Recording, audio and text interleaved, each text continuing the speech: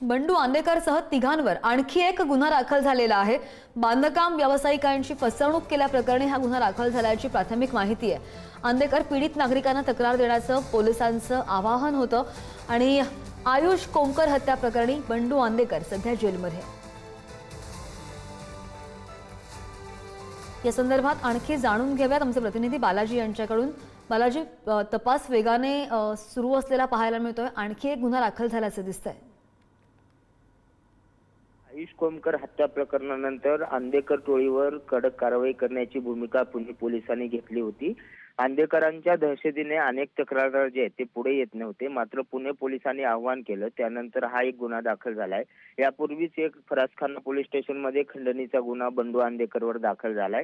हा जो गुन्हा आहे तो उत्तम नगर परिसरामध्ये एक जागा होती, ज्या जागेचं विकास करण्यात आला आणि त्यातले फ्लॅट जे आहेत ते फ्लॅट विकण्यात आले आणि फ्लॅट परत बळकावण्यात आले, अशा प्रकारचा हा सगळा गुन्हा आहे।